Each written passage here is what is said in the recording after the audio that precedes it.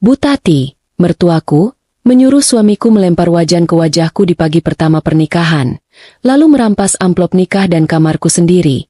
Saat darah tipis jatuh ke gaun tidur dan kunci rumah bergetar di tanganku, aku tahu mereka baru saja mengusir pemilik sebenarnya. Sebelum mulai, tulis di kolom komentar dari kota atau negara mana kalian saat ini menonton. Jangan lupa like, subscribe, dan aktifkan lonceng. Semoga hari kalian penuh keberkahan dan segala urusan dipermudah. Malam pernikahan Laras berakhir lebih cepat dari yang ia bayangkan. Bukan karena lelah, bukan karena bahagia yang terlalu penuh, tapi karena rumah tempat ia dibawa sebagai istri baru sudah terasa seperti ruang tunggu orang lain sejak langkah pertamanya. Rumah itu besar, 2 lantai, dengan pagar hitam dan pot bougainville di dekat garasi. Dari luar tampak mapan. Dari dalam, semuanya terasa dipegang oleh satu orang. Bu Tati. Begitu Laras dan Rio sampai setelah akad dan foto keluarga, Bu Tati langsung mengambil alih hampir semua hal. Tas pengantin dipindah. Hantaran diletakkan ke meja ruang tamu. Amplop tamu diminta dikumpulkan, biar aman. Kunci kamar diberikan sambil diselipkan komentar. Kamar atas jangan dibikin berantakan. Ya, lemarinya bagian kiri buat Rio. Kamu pakai yang sisa saja. Laras menahan senyum letih. Dari pagi ia berdiri dengan kebaya, menjawab salam, difoto orang, mencium tangan tante-tante yang tak semuanya ia kenal. Di kepalanya masih ada sisa hangat dari akad siang tadi. Saat Rio mengucap sah, ia sempat benar-benar yakin hidupnya akan berubah ke arah yang baik. Lelaki yang setahun mendekatinya itu terlihat sabar, tenang, dan tidak banyak gaya. Ia pikir tenang berarti aman. Malam itu harapannya sederhana. Ia ingin melepas sanggul, mencuci muka, lalu duduk berdua dengan Rio di ujung ranjang sambil membahas hal kecil. Kapan cari kontrakan, kapan beli rich cooker baru, dan kapan mulai hidup tanpa suara orang lain di tengah-tengah mereka. Tapi bahkan sebelum pintu kamar ditutup, ganjalan pertama datang. Bu Tati berdiri di ambang pintu sambil memegang tumpukan amplop pernikahan. Yang ini mama hitung dulu malam ini. Ya, biar jelas biaya resepsi tadi ketutup berapa. Laras menoleh. Sebagian amplop dari keluarga saya memang mau saya pisahkan, Bu. Besok saya pakai buat lunasin kekurangan dekor yang tadi dibayar dulu sama Om Harun. Bu Tati mengangkat alis. Sudah malam begini masih ngitung-ngitung? Semua juga buat rumah tangga kalian. Rio yang sedang membuka kancing jas hanya berkata, ikut mama saja dulu, Laras. Biar cepat selesai. Bukan kalimat kasar. Justru itu masalahnya. Sejak awal, banyak hal yang diambil dari Laras tidak pernah terdengar seperti perampasan. Selalu dibungkus jadi saran, adat, atau nanti juga balik. Sampai orang yang menerima dibuat ragu apakah ia berhak merasa keberatan. Laras akhirnya diam. Ia menaruh ponselnya di nakas, melepas anting satu-satu, lalu duduk di ujung ranjang. Saat Rio keluar sebentar karena dipanggil ibunya, Laras melihat kamar itu lebih jelas. Sprei baru memang wangi. Lampu kamar hangat. Tapi di atas lemari masih ada kardus lama. Di meja rias ada sisir, minyak rambut, dan foto Rio waktu wisuda. Tidak ada jejak bahwa kamar itu disiapkan untuk 2 orang. Yang ada justru rasa seperti ia sedang menumpang. Ketika Rio kembali, Laras masih berusaha menjaga malam itu tetap punya arti. Mas, katanya pelan, kita jadi cari kontrakan sendiri bulan depan, kan? Rio yang sedang membalas pesan menoleh sekilas. Lihat nanti. Kemarin kamu bilang setelah nikah kita nggak lama di sini. Rio meletakkan ponsel. Iya, tapi jangan bahas sekarang. Mama lagi banyak pikiran. Laras mengangguk kecil. Ia tidak memaksa. Malam pertama sebagai istri bukan waktu yang tepat untuk mulai bersih tegang, pikirnya. Tidur mereka pendek dan tidak benar-benar tenang. Dari bawah, suara Bu Tati dan Siska masih terdengar sampai hampir jam 1. Kursi digeser. Gelas beradu. Sesekali terdengar tawa. Laras memejamkan mata sambil menghadap tembok, berusaha meyakinkan dirinya bahwa keluarga besar yang ribut adalah hal biasa. Semua rumah tangga butuh waktu. Semua perempuan, begitu kata orang. Harus belajar masuk dulu sebelum menuntut ruang. Pagi pertama pernikahan Laras dimulai bukan oleh kecupan atau sapaan lembut, tapi oleh ketukan keras di pintu. Tok, tok, tok. Laras, sudah jam 5. Pengantin baru jangan bangun siang. Laras terlonjak. Rio masih di sampingnya, tapi hanya menggeliat sebentar lalu menutup mata lagi. Mas. Laras menyentuh lengannya pelan. Rio membuka mata setengah. Turun saja dulu. Mama kalau nunggu lama bawel. Mas nggak ikut. Nanti. Aku masih pusing. Baru hari pertama, dan Laras sudah disuruh menghadapi rumah itu sendirian. Ia turun dengan rambut masih setengah basah dan gaun tidur yang baru semalam ia pakai pertama kali sebagai istri. Dapur sudah terang. Bu Tati berdiri dekat kompor. Tangan bersedekap. Mulut sudah siap menilai. Nasi uduk buat sarapan. Lauknya kamu siapkan. Telur, bihun, sama tempe goreng. Rio kalau habis acara begini suka lapar. Laras mendekat ke meja dapur. Baik, Bu. Ia sebenarnya bisa memasak. Sejak kuliah ia tinggal sendiri 3 tahun. Masalahnya bukan bisa atau tidak. Masalahnya ia bangun setelah tidur cuma beberapa jam, di dapur orang lain, dengan mata yang masih berat dan perasaan yang belum sempat duduk tenang. Tapi ia tetap bergerak. Mengiris bawang, menyalakan api, mengocok telur, mencari garam yang letaknya tak ia hafal. Bu Tati berdiri terlalu dekat sambil terus bicara. Tempenya tipis. Itu bawangnya jangan banyak. Kamu kalau megang wajan kenapa kaku begitu? Siska masuk sambil menguap, mengambil gelas, lalu menatap Laras dari atas ke bawah. Pantes Mama bilang pengantin sekarang cuma jago di foto. Laras menahan napas. Tangannya berhenti sepersekian detik di atas talenan, lalu bergerak lagi. Harapan kecil Laras pagi itu sebenarnya sangat sederhana. Ia hanya ingin setelah semua matang, Rio turun lalu bilang, "Sudah, Ma." Laras baru hari pertama. Satu kalimat saja. Satu sinyal bahwa ia punya pasangan. Tapi ketika Rio akhirnya turun, hal pertama yang dilihatnya bukan wajah istrinya. Matanya langsung ke meja makan. Amplop tadi malam sudah dihitung. Tanyanya ke ibunya. Bu Tati mendengus. Kurang. Banyak banget yang datang. Tapi isinya kecil-kecil. Laras yang sedang memindah bihun ke piring menoleh. Bu, amplop dari Om Harun dan Bunia tolong dipisah dulu. Itu memang mau saya pakai bayar kekurangan vendor sama DP kontrakan. Bu Tati langsung menatapnya. Baru sehari sudah bicara duit. Itu bukan semua duit tamu, Bu. Ada yang memang untuk saya pakai hari ini. Untuk kamu pakai. Bu Tati tertawa pendek. Sekarang kamu sudah masuk keluarga sini. Uang itu juga untuk nutup biaya nikahmu. Rio duduk di kursi, menarik piring lebih dekat. Sudahlah, Laras. Nanti kita atur.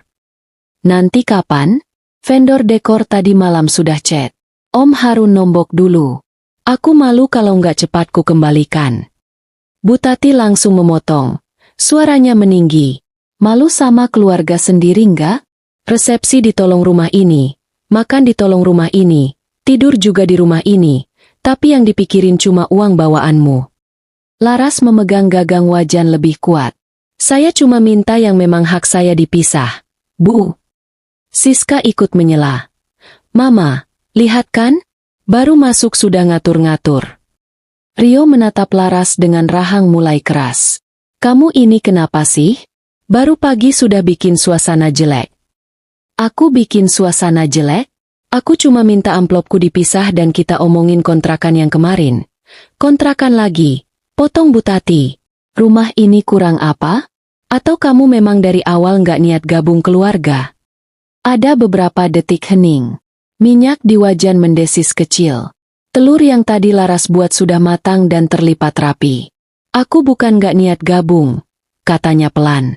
Aku cuma nggak mau semua keputusan diambil tanpa aku. Rio berdiri.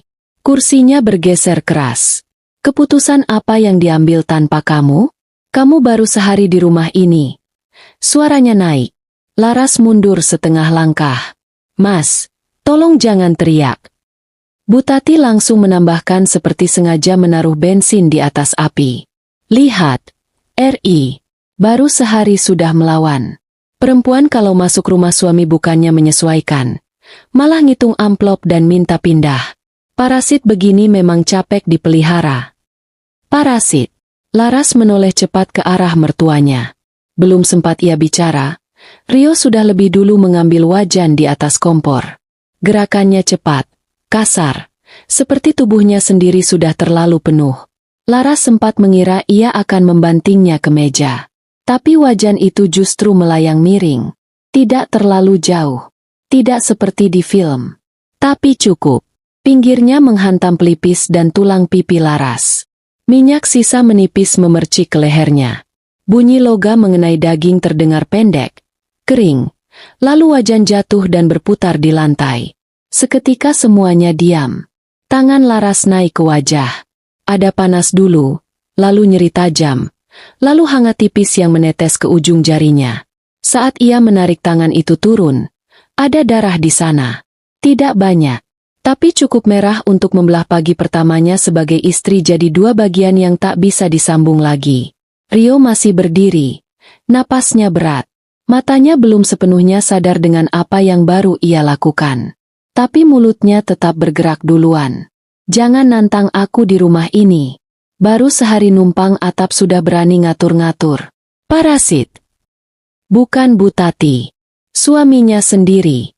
Siska yang pertama bereaksi. Tapi bukan dengan menolong. Ia justru mundur sambil berdecak kecil. Ya Allah, darah. Bu Tati mendekat satu langkah. Lalu malah berkata, "Sudah, jangan drama. Cuci sana." Orang baru kena pinggir wajan juga. Laras berdiri diam. Telinganya berdengung. Mata kanannya mulai panas dan berat. Wajan tadi masih tergolek dekat kaki meja. Telur di piring mengeras perlahan. Rio menatapnya beberapa detik, lalu berkata lebih rendah tapi lebih kejam. "Kalau nggak tahan, keluar." Kalimat itu yang akhirnya membuat Laras bergerak. Ia tidak berteriak, tidak membalas melempar apapun. Ia menunduk, mengambil ujung gaun tidurnya yang kena tetes minyak, lalu berjalan keluar dapur seperti orang yang sedang menahan tubuhnya sendiri agar tidak runtuh di depan orang-orang yang tidak pantas melihatnya hancur. Di kamar, Laras menutup pintu pelan. Ia berdiri di depan cermin lemari. Pelipis kirinya merah, ada sobekan tipis di tepi alis, dan satu garis darah turun melewati pipi. Tangannya gemetar waktu menyentuh luka. Bukan karena sakitnya paling parah. Karena otaknya telat menerima bahwa laki-laki yang baru semalam menikahinya melempar wajan ke wajahnya di hadapan ibu dan adiknya. Lalu menyuruhnya keluar. Dari bawah, suara Bu Tati terdengar lagi. "Jangan dikejar. Biar tahu diri."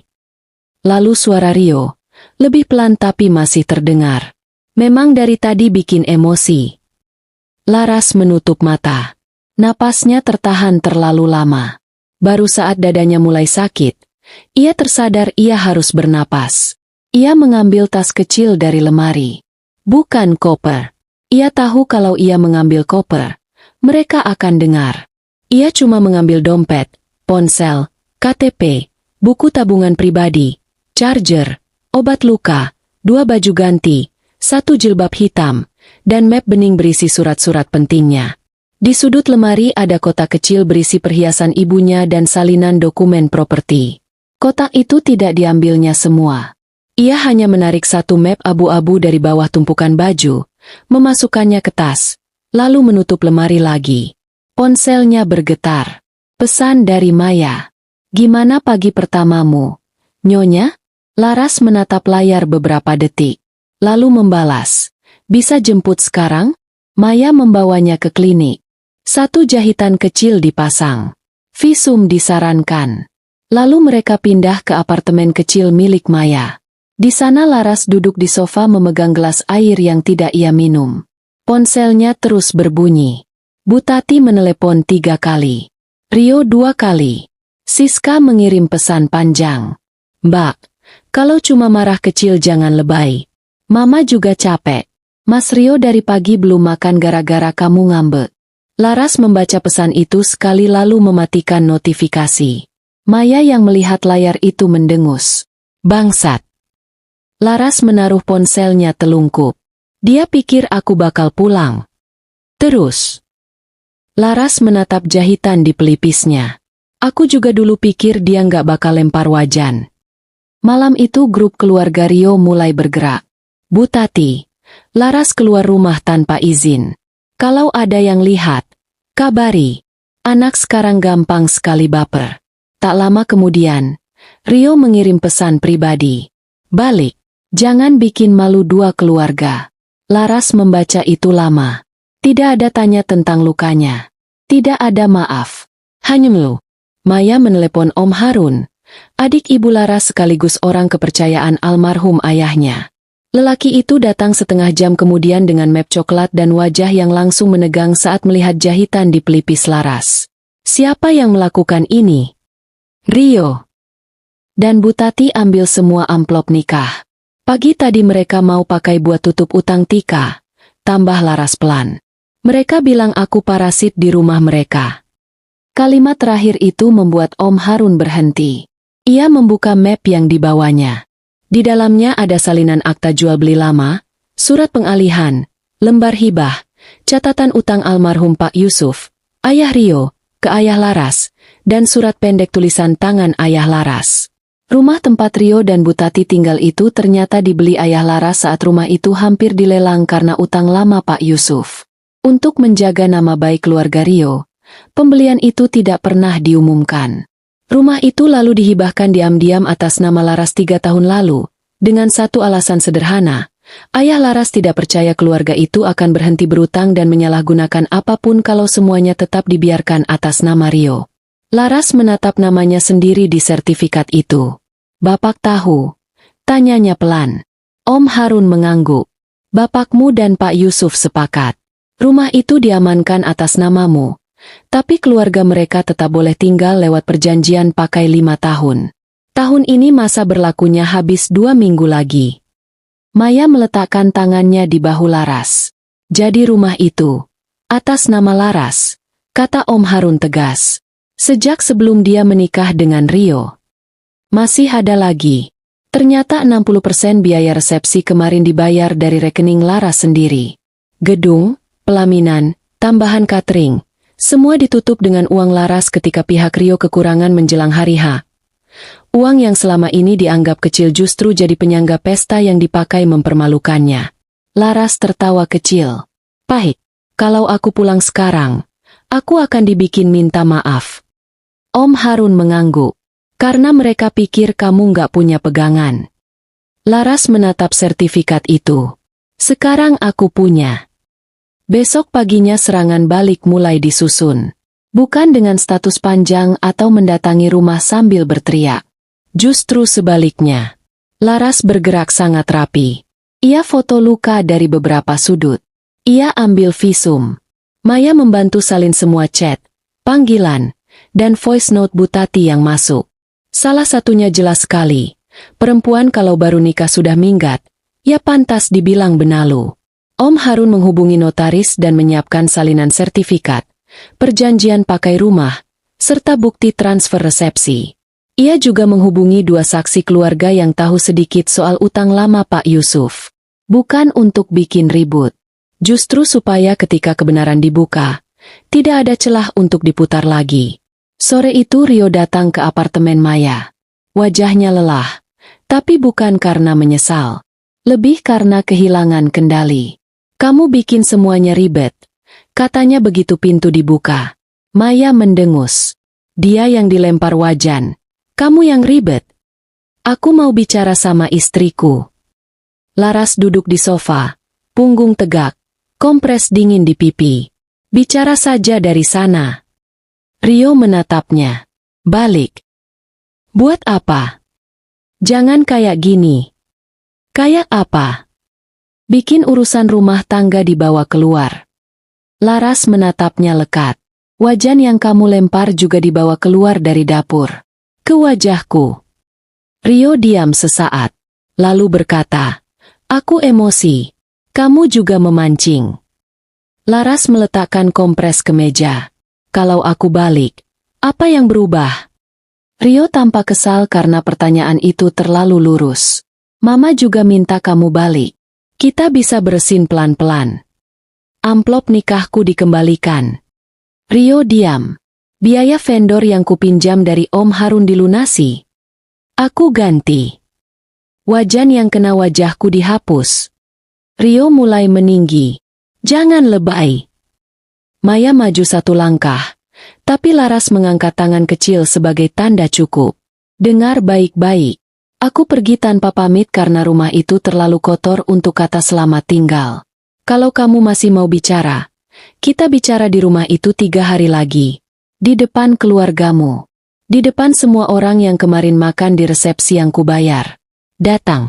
Atau jangan datang sama sekali. Rio mengernyit. Maksudmu apa? 3 hari lagi. Ia tidak menjelaskan lebih lanjut. Justru itu yang membuat Rio pulang dengan langkah yang tak setegas saat datang. 3 hari kemudian, Bu Tati sendiri yang mengadakan pertemuan keluarga di rumah itu. Katanya mau mediasi. Katanya biar tidak jadi bahan omongan. Tapi jelas sekali ia ingin Laras duduk di depan orang banyak lalu dipaksa minta maaf. Malam itu ruang tamu penuh. Kursi plastik tambahan ditarik. Ada tante, om, sepupu, tetangga dekat. Bahkan ustaz kecil yang biasa datang kalau ada acara keluarga. Bu Tati memakai tunik coklat tua dan bros besar, seolah sedang menerima tamu penting. Rio duduk di sofa utama. Wajahnya tegang tapi berusaha tetap merasa berhak. Siska dekat jendela dengan ponsel di tangan. Saat Laras datang, ia tidak sendiri. Maya di sebelahnya. Om Harun membawa map hitam. Di belakang mereka ada 2 orang dari kantor notaris sebagai saksi administrasi. Laras mengenakan blus putih sederhana dan rok hitam lurus. Jahitan kecil di pelipisnya masih jelas. Begitu masuk, beberapa orang langsung menarik napas. Ada yang menatap luka dulu baru wajahnya. Bu Tati yang pertama bicara. Suaranya dibuat lembut. Syukurlah kamu datang. Duduk dulu. Biar kita selesaikan baik-baik. Kursi yang disediakan untuk Laras ada di dekat rak sepatu, jauh dari sofa utama. Kursi plastik tanpa sandaran tangan. Seolah ia tamu yang harus tahu tempat. Laras melihat kursi itu, lalu melihat sofa utama tempat Rio duduk. Ia tidak protes. Ia justru menarik kursi makan dari sisi meja, meletakkannya sendiri di tengah ruang tamu, lalu duduk di situ. Beberapa orang saling pandang. Bu Tati tersenyum kaku. Kamu tetap begitu. Ya, susah diatur. Silakan mulai, kata Laras. Bu Tati berdeham. Saya cuma mau semua jelas. Baru sehari jadi istri. Laras keluar rumah tanpa pamit. Tinggalin suami. Tinggalin rumah. Itu bukan sikap perempuan baik-baik. Rio ikut masuk dengan nada paling masuk akal. Aku masih mau kasih kesempatan. Asal Laras bisa minta maaf ke Mama dan janji nggak ngulang drama seperti kemarin. Maya sampai menarik napas tajam. Tapi Laras tetap tenang. Drama? Tanyanya. Rio melirik lukanya lalu cepat-cepat menghindar. Maksudku ributnya. Baik, kata Laras. Ia menoleh ke Om Harun. Lelaki itu membuka map hitam lalu membagikan fotokopi bukti transfer ke beberapa orang terdekat lebih dulu. Gedung, catering, dekorasi, pelaminan. Semua atas nama Laras. Semua dari rekening pribadinya. Saya mulai dari yang paling kecil dulu, kata Laras. Resepsi yang ibu banggakan kemarin, yang katanya ditolong rumah ini, dibayar 60% dari rekening saya. Tambahan dekor yang saya sebut di dapur pagi itu juga saya tanggung. Jadi kalau malam ini ada yang mau bilang saya datang cuma bawa koper dan make up, tolong cek kertas di tangan dulu. Wajah Bu Tati berubah, tapi ia masih berusaha bertahan. Ya namanya juga bantu calon suami. Itu bukan berarti. Betul, potong Laras. Itu tidak berarti saya boleh dipukul. Ruangan langsung kaku. Laras menaruh visum di atas meja. Wajan dilempar ke wajah saya. Ini hasil pemeriksaan. Ada jahitan. Ada memar. Kalau malam ini saya datang bukan karena mau balik.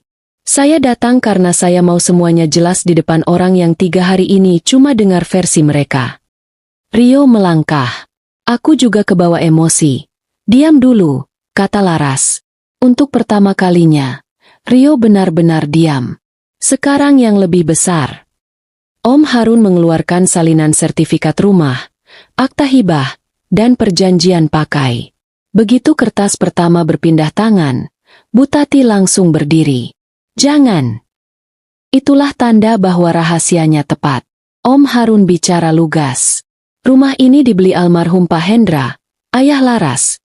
Saat rumah ini hampir dilelang karena utang lama almarhum Pak Yusuf.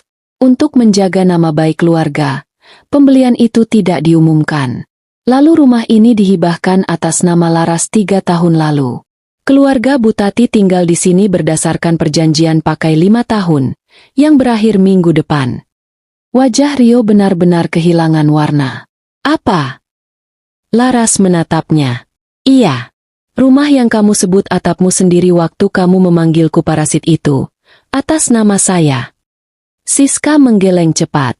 Nggak mungkin. Om Harun menyodorkan akta. Notarisnya ada. Tanggalnya ada. Tanda tangannya ada. Bu Tati akhirnya bersuara lagi. Itu cuma titip nama. Kalau titip nama, kenapa ada surat bapak yang bilang rumah ini diamankan supaya tidak lagi dipakai nutup utang? Tanya Laras. Lalu ia mengeluarkan surat tulisan tangan ayahnya dan membaca bagian yang perlu. Kalau suatu hari rumah ini dipakai lagi untuk menekanmu, atau kamu diperlakukan sebagai orang yang numpang, buka semuanya. Jangan lagi jaga malu orang yang tidak menjaga martabatmu. Suara Laras tetap datar. Justru itu yang membuat setiap kata terasa lebih berat. Rio menatap ibunya, lalu surat itu, lalu Laras. Seperti baru sadar lantai yang selama ini ia injak dengan pongah ternyata bukan warisannya. Aku nggak pernah tahu, katanya serak. Laras menatapnya. Kamu tidak pernah mau tahu. Itu beda. Lalu ia meletakkan cincin kawinnya di atas meja. Bunyi kecil logam menyentuh kaca terdengar sangat jelas. Dan sekarang, saya kembalikan yang dari awal tidak pernah bisa kamu jaga. Rio menatap cincin itu. Lalu wajah istrinya. Laras. Akhirnya namanya terdengar seperti penyesalan. Tapi sudah telat. Saya tidak pulang untuk minta maaf. Saya pulang untuk mengambil kembali yang sejak awal milik saya. Ia menoleh ke Bu Tati. Mulai malam ini, saya tarik izin tinggal. Saya kasih waktu 7 hari untuk kosongkan rumah. Kunci kamar atas diganti malam ini. Dan karena ibu membobol brankas saya serta mengambil uang saya, kalau ada satu barang pun hilang setelah saya masuk lagi besok, kita pindah ke polisi. Salah satu om yang tadi diam buru-buru berkata, 7 hari terlalu cepat kali. Laras menoleh. Waktu saya dilempar wajan, tak satu pun dari kalian ada di dapur. Jadi malam ini, tolong jangan mulai mengatur seberapa cepat saya harus memaafkan. Om itu langsung diam. Bu Tati mencoba berdiri tegak lagi. Kamu nggak bisa begini. Saya orang tua. Laras menatapnya. Orang tua yang baik tidak membobol brankas menantunya. Tidak mengambil uang yang disimpan untuk masa depan. Dan tidak berdiri diam ketika anaknya melempar wajan ke wajah istri. Lalu ia menambahkan, lebih pelan, lebih dingin. Parasit itu yang hidup dari rumah orang, uang orang, lalu melempar wajan ke pemiliknya. Kalimat itu membuat beberapa orang benar-benar kehilangan napas sesaat. Rio memegang ujung meja seperti orang yang butuh sesuatu agar tidak roboh. Aku salah, katanya akhirnya. Laras mengangguk kecil. Iya. Aku nggak tahu rumah ini. Bukan rumahnya yang membuatmu salah. Bahkan kalau rumah itu benar punyamu, kamu tetap melempar wajan ke wajah istrimu. Laras berdiri. Om Harun, tukang kuncinya sudah datang. Sudah di luar. Bagus. Lalu ia menatap Bu Tati dan Rio sekali lagi. Besok pagi saya masuk ke kamar itu dengan kunci baru. Barang saya yang hilang harus kembali utuh sebelum maghrib. Ia berjalan ke pintu tanpa tergesa. Maya mengikutinya. Om Harun tinggal sebentar untuk menyerahkan salinan surat dan berita acara. Saat Laras sampai di teras, ia sempat mendengar suara Bu Tati memanggil namanya sekali. Bukan dengan nada memerintah. Lebih mirip panik. Laras tidak menoleh. Malam itu juga kunci kamar atas diganti. Ia memberi 7 hari, seperti yang dikatakannya. Bukan karena lembek. Karena ia ingin semua orang tahu, ia mengusir dengan aturan, bukan dengan amarah liar. 7 hari berlalu cepat. Bu Tati dan Siska pindah ke rumah kakak sulung. Rio menyewa kamar harian dekat kantornya.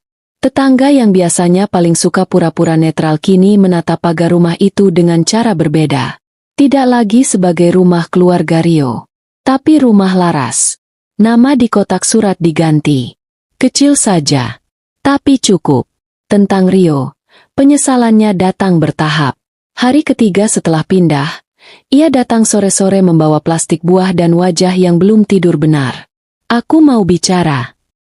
Laras berdiri di balik pagar. Bicara dari situ. Rio menelan ludah. Aku salah. Iya. Aku kebawa emosi. Iya. Aku kangen kamu. Laras menatapnya tenang. Kamu bukan kangen aku. Kamu kaget karena yang kamu kira benalu ternyata justru akar rumah itu. Kalimat itu membuat Rio kehabisan napas. Tidak ada ruang lagi untuk membantah. Beberapa bulan kemudian, rumah itu berubah. Kamar atas yang dulu jadi tempat ia berdarah di pagi pertama nikah kini dijadikan studio kerja. Mesin jahit industri dipindah ke sana. Rak kain berjajar rapi. Meja potong dekat jendela. Dinding yang dulu memantulkan hinaan kini dipenuhi pola baju dan sketsa pelanggan. Laras menamai studionya pulang. Maya kadang datang membantu live jualan. Om Harun mengurus renovasi kecil di dapur. Bagian bawah rumah disewakan sebagian untuk kursus menjahit akhir pekan. Tidak mau, tapi hidup di rumah itu akhirnya bergerak mengikuti langkah orang yang benar-benar tahu cara menjaganya. Suatu sore, saat matahari miring ke natralis balkon, Laras berdiri di depan cermin besar studio sambil memeriksa jahitan gaun pengantin pesanan klien. Di pelipis kirinya masih ada garis halus bekas luka. Tidak terlalu terlihat, tapi ia tidak pernah menutupinya tebal-tebal. Bukan untuk dipamerkan, untuk diingat. Ponselnya bergetar. Pesan dari Rio masuk. Aku pindah keluar kota bulan depan. Sebelum pergi, boleh ketemu sekali? Laras menatap layar sebentar lalu membalas. Tidak perlu. Jaga dirimu saja. Ia meletakkan ponsel ke meja tanpa menunggu balasan. Malamnya, ia duduk sendiri di dapur. Kompornya baru. Wajannya baru. Penggantung alat masak di dinding tertata lurus. Di samping gelas teh hangat ada secari kertas dari pelanggan yang menulis terima kasih karena Laras membuatnya merasa cantik di hari pernikahan. Di luar, suara motor lewat satu-satu. Di dalam, rumah itu tenang. Tidak ada ketukan kasar di pintu. Tidak ada suara orang menilai garam, cara bangun, atau hak atas lemari. Ia berdiri, mematikan lampu dapur, lalu berhenti sebentar di bawah tangga.